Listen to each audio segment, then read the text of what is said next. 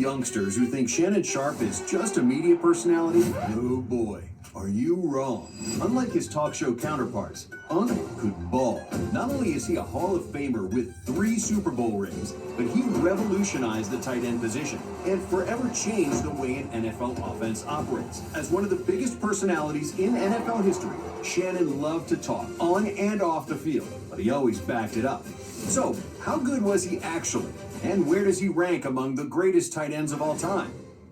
Sharpe was born into a poor family in Glenville, Georgia. His parents split when he was just 3 months old, immediately giving him adversity to overcome. Basic needs were not guaranteed in the rural South, and neither was his family's safety. In fact, during his Hall of Fame speech, Sharpe explained that we were so poor, a robber once broke into our house, and we ended up robbing the robber. To make matters worse, Sharpe's father passed away from cancer when he was in his early teens, leaving him without a father figure for a large part of his youth. Luckily for Shannon and his siblings, his grandmother, Mary Porter, stepped in to raise them. Porter also helped take care of several other extended family members. See, my grandmother and grandfather, they raised me, and I hung on everything they say, but they didn't know it. So everyone lived packed into one small home, barely fit for a family of 4. You know, there was no paneling in the house. There was no insulation in the house. It was basically cinder block. It was really, really cold in the winter. But while the Sharpe family didn't have much, what Shannon and his older brother Sterling did have was sports. That was going to be their way out. At Glenville High School, Sterling was a superstar athlete playing basketball, football, and running track. He became a high-profile football recruit that took his talents to the University of South Carolina. Shannon had hoped to follow in his brother's footsteps, and as an athlete, he did. He was also a star multi-sport athlete, but in the classroom, he struggled. So his only offer came from the local Division II school, Savannah State. Sharpe would continue to play multiple sports at Savannah, playing basketball, competing in track and field events, and suiting up for the Tigers football team. But it was quickly obvious that the gridiron was where Sharpe was at his best. Shannon set many records while at Savannah State, totaling a whopping 192 receptions for 3,744 receiving yards and 40 touchdowns over 4 years. And while Shannon was dominating the inferior D2 competition, his brother Sterling was doing the same at USC, then in the NFL. At South Carolina, Sterling set nearly every receiving record, which led to him being drafted 7th overall by the Green Bay Packers in 1988. Then, by just his second year in the NFL, he was already a first-team All-Pro. But despite his brother's instant success, nobody was paying close attention to Shannon.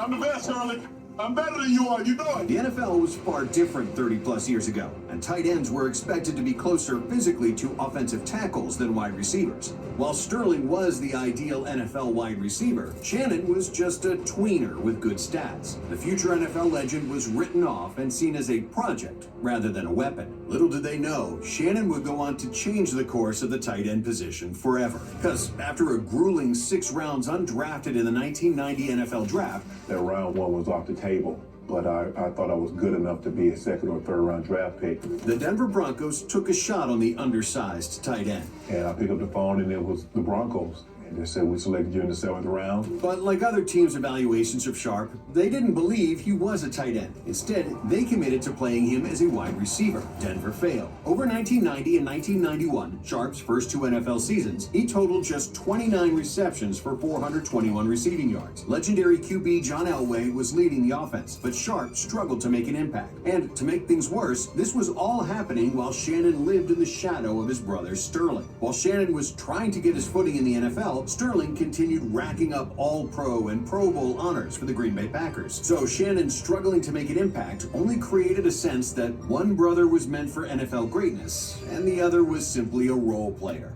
In 1992, Sharpe finally broke through expectations and never looked back. Broncos head coach Dan Reeves decided to play Sharpe where he belonged, at tight end, and the results were immediate. Sharpe exploded for 53 receptions and 640 receiving yards, which led all tight ends in the league. The Broncos had found something special. Of course, the other NFL teams had talented tight ends that were putting up numbers, but Denver had only scratched the surface of what Sharpe could become. In the 1993 season, Sharpe reached new heights again, and as his relationship with John Elway grew, so did his numbers. The Broncos tight end had a whopping 81 receptions for 995 yards and 9 touchdowns. For the first time, Sharpe was named first-team All-Pro. That's a special honor for any player, but it also marked the first and only time that Shannon was named to the squad during the same year as his brother Sterling. Shannon was no longer living in his brother's shadow. Instead, they were shining together. Sadly, the Sharpe brothers didn't get a chance to complete that feat again after Sterling suffered a career-ending neck injury that forced him into early retirement. Sterling's career was robbed from him after just 7 NFL seasons. It was a gridiron tragedy that Sterling, who looked destined to be a Hall of Famer, could not keep playing in the NFL alongside Shannon. But I played football because my brother played. And man, it broke my heart when he said it was over. As heartbreaking as Sterling's injury was, it only added further motivation for Shannon. The Broncos tight end was dedicated to representing the Sharpe name, and he would eventually get the chance to honor his brother's playing career with the ultimate tribute. However, Sharpe was still relentless in pursuing his ultimate goal of winning a Super Bowl title. By 1995, the Broncos had built a team that could match up with anyone offensively, and it was time to take advantage of that. But it didn't come easy. The Broncos struggled in the 95 season under new head coach Mike Shanahan, failing to make the playoffs at 8-8. Frustratingly for Sharpe, the Denver defense let them down on several occasions, while the offense finished third in the NFL in total yards. Even worse, Sharpe missed significant time due to an injury for the first time in his career. The Broncos tight end only started 12 games, but still scored 4 touchdowns and totaled 756 receiving yards, the second most of any NFL tight end that season. Performing at that level while injured only further proved Sharpe's talent and toughness, and he was rewarded for playing through injury as he was named to the Pro Bowl for the 3rd consecutive year.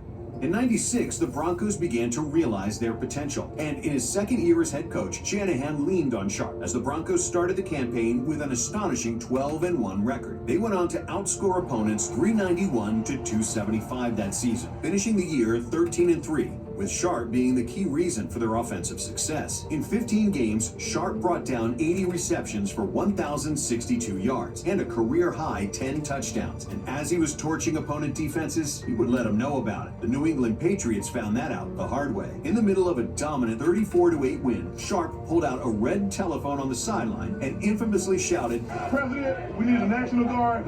We need as many men as you can spare because we are killing the Patriots. Unfortunately, trash talking can come back to haunt you, and for Sharpe that season, it did. While the Patriots would go on to play in the Super Bowl, Denver suffered a shocking 30-27 upset to the Jacksonville Jaguars in their first playoff game. Sharpe and the Broncos were back to square one. Over that '96 season, they had become the team to beat in the NFL, and getting beat in the first round of the playoffs wasn't part of the script. Considering that John Elway was now 37, time was running out.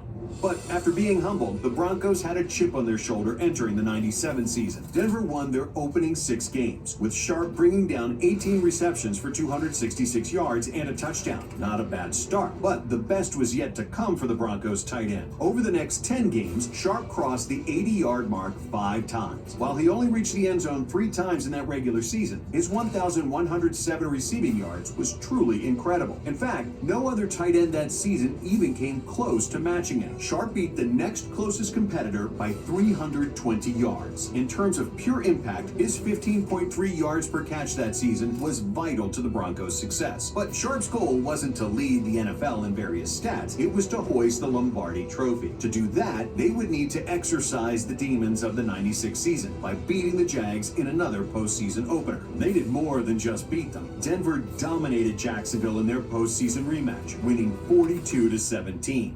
Then, in the AFC Championship game, they played against the Pittsburgh Steelers. Sharpe made multiple key receptions down the stretch in a close 24-21 win. Finally, after 8 seasons, Sharpe was playing for a ring. Years and years of struggle, success, and falling just short had culminated in the Super Bowl 32 bout against the Green Bay Packers. The Packers were the defending champs and the favorite, but the Broncos got hot early, jumping out to a 17-7 lead. Sharpe didn't get in the end zone, but Elway always looked to him as his security blanket, targeting Sharpe a team-high 5 times. In a Super Bowl classic, Denver and Green Bay traded blows before the game was tied at 24-all in the 4th quarter. That tie was broken with little time remaining as Terrell Davis reached the end zone for the Broncos at the 1:45 mark in the 4th quarter. Denver's defense held up on the following drive, and the Lombardi Trophy swapped hands to the Broncos. The narratives around John Elway finally reaching the top of the mountain dominated the national media, but Sharpe's journey deserved just as much press. A 7th-round pick out of Savannah State was now a Super Bowl champion, and Sharpe would finally get to honor the cut-short career of his brother Sterling. Shannon gifted his Super Bowl ring to Sterling.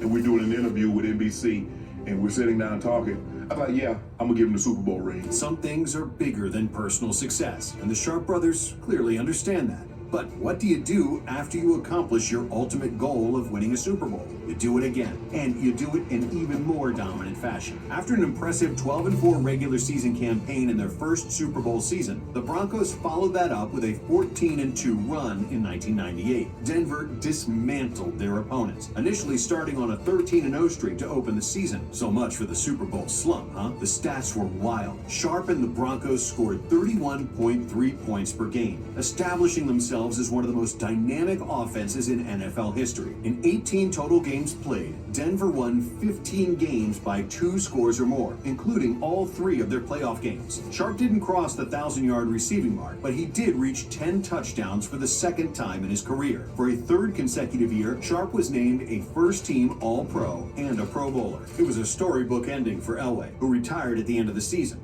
I just can't compete at the level in this game that I want to compete at anymore.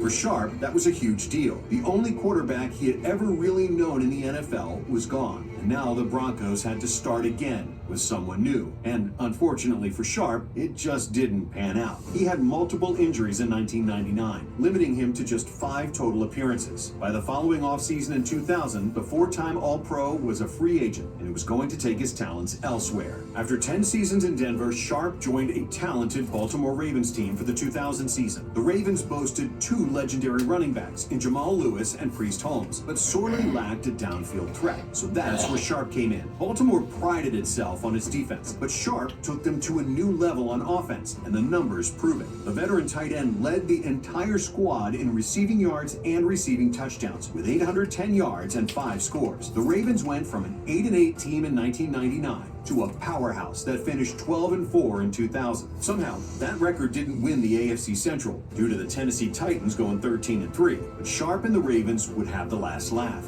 To open the postseason, Baltimore dismantled Sharpe's former team. The Ravens beat the Broncos 21-3 as Sharpe exploded for 3 catches, 73 yards, and a touchdown. Now, Sharpe and Baltimore got their shot at the Titans in the divisional round. After a fairly close game to start, the Ravens broke the contest open in the fourth quarter to win 24-10. Sharpe only made 1 catch, but it was a monstrous 53-yard grab that was a huge momentum shifter for Baltimore. And that huge catch against the Titans was a foreshadowing of the AFC Championship clash with the Oakland Raiders. In a 16-3 victory, Sharpe made the most famous play of his career. First, catching a pass at the Ravens' 12-yard line, Sharpe ran all the way down the field for a 96-yard touchdown. It was the only touchdown in Baltimore's victory and the longest score of Sharpe's career. After 3 exceptional games, Sharpe had once again reached the Super Bowl. Sharpe made just 1 catch for 5 yards in the big game, but Baltimore defeated the New York Giants 34-7 for the team's first ever Super Bowl victory. Sharpe would spend 1 more season with the Ravens, going for 811 receiving yards and 2 touchdowns in 2001. He was named to his final Pro Bowl that season, marking his 8th appearance. The Ravens would not replicate their previous postseason success, losing in the divisional round. And as painful as it is to say this, they have a better football team than what we got. But Sharpe had made his mark in Charm City and had a Super Bowl ring to show for it. To wrap up his career, Shannon returned to Denver. To no one's surprise, he was still a massive problem for opposing defenses. Over 28 games in his final 2 years, Sharpe racked up 1,456 receiving yards and 11 touchdowns. Tight ends today are some of the most game-breaking weapons in the NFL, combining speed and size to create the ultimate mismatch. They have Shannon Sharpe to thank for that, being arguably the most influential player to ever play that position. To this day, Sharpe is still top 5 among tight ends in receptions and receiving yards. He is, without a doubt, a top 5 tight end in NFL history. His legacy was cemented in 2011 when he was inducted into the Pro Football Hall of Fame. His presence on television and social media has made Sharpe more famous than ever. Even people who don't watch football know who he is, thanks to memes and clips of Sharpe doing his thing. But it's important to remember why he was put on TV in the first place. It's because he always has had the game to go along with the gab. For more of the best NFL content, be sure to like and subscribe.